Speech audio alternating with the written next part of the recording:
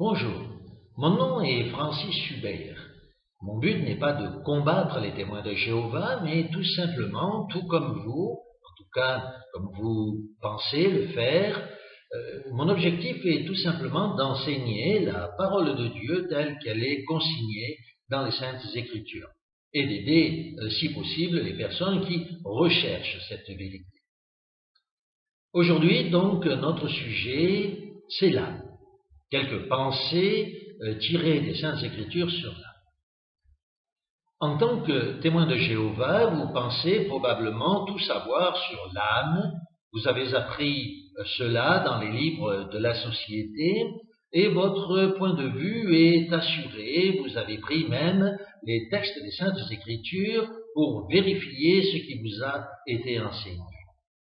Et si vous connaissez l'enseignement des témoins de Jéhovah sur l'âme, vous savez que l'âme est constituée de 3 parties. Le corps, l'esprit et le souffle. C'est ce que vous avez appris lors de votre étude préliminaire et ensuite dans les différentes tours de garde concernant l'âme.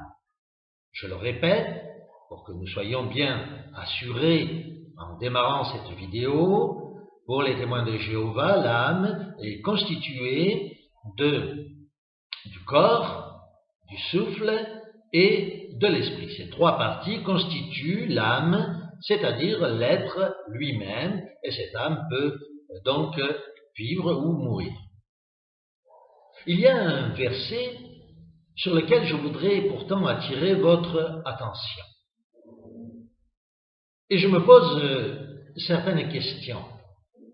Pourquoi le verset que je vais vous citer n'a-t-il jamais été enseigné par les témoins de Jéhovah? Pourquoi ce verset que nous allons prendre ensemble ne se trouve dans aucune étude des témoins de Jéhovah sur l'âme? Pourquoi, lorsque vous avez appris ce qu'était l'âme, vous n'avez pas lu le verset que nous allons ensemble examiner? Je vous propose donc de prendre ce verset dans votre propre exemplaire de la traduction du Monde Nouveau et nous allons le lire ensemble. Alors tout d'abord, nous le lisons dans la traduction du Monde Nouveau où il est écrit. Il s'agit de 1 Thessaloniciens chapitre 5 verset 23. Que le Dieu de paix lui-même vous sanctifie complètement et sans défaut à tous égards, que l'esprit et l'âme et le corps de vous, frères, soient conservés d'une manière irréprochable lors de la présence de notre Seigneur Jésus-Christ. Que signifie ce texte? Tout d'abord, nous sommes obligés de reconnaître que dans la traduction des témoins de Jéhovah, ce texte n'est pas très clair. Et on se demande même si les témoins de Jéhovah n'ont pas perdu le sens du français lorsqu'ils l'ont traduit. Comment peut-on dire en effet, en français, lors d'une traduction en français, et sans défaut, à tout égard, que l'esprit et l'âme et le corps de vous, frères, quel langage bizarre, n'est-ce pas? Pourquoi ne pas avoir traduit en bon français? D'autre part, dans ce texte est rajouté un mot. La parole de Dieu, pourtant, nous décourage de rajouter des mots. Mais vous me direz probablement que ça a été fait pour une meilleure compréhension.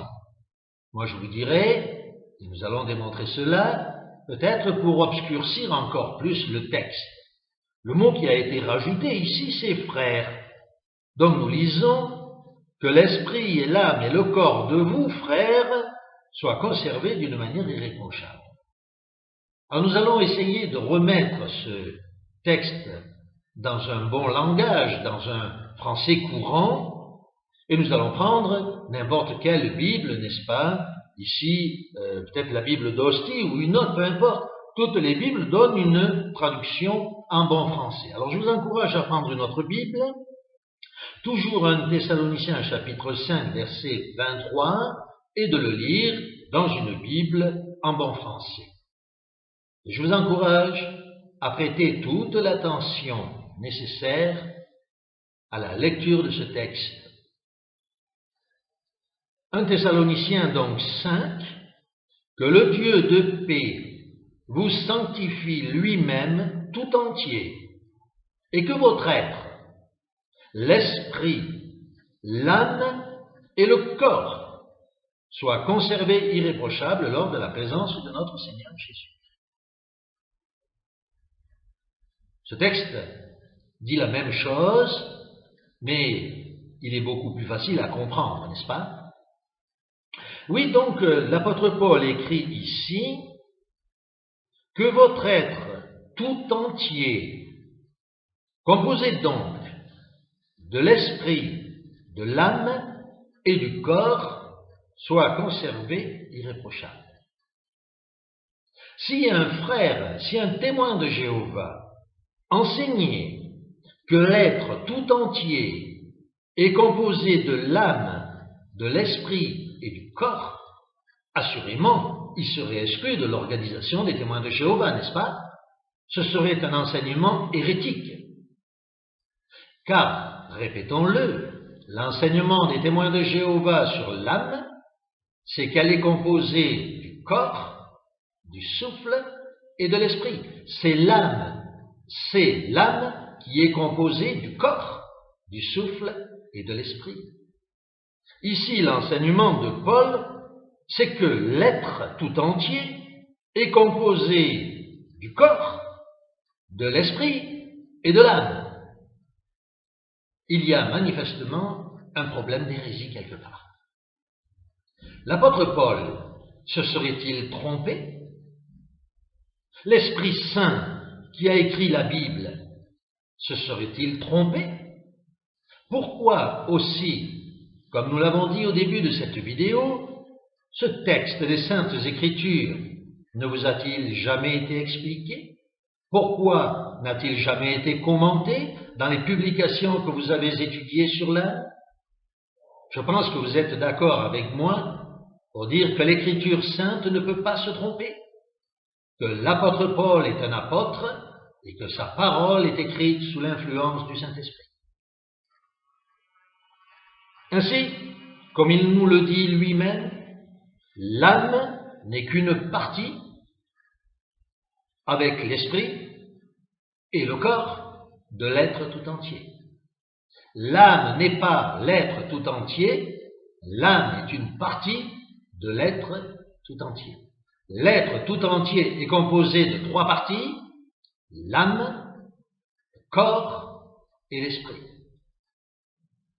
Nous avons manifestement un problème de doctrine, et si quelqu'un doit être exclu pour hérésie, je vous laisse la réponse de qui doit-il s'agir? De la Bible, de l'apôtre Paul ou de l'esclave fidèle et avisé? Je laisse cette réponse à votre réflexion.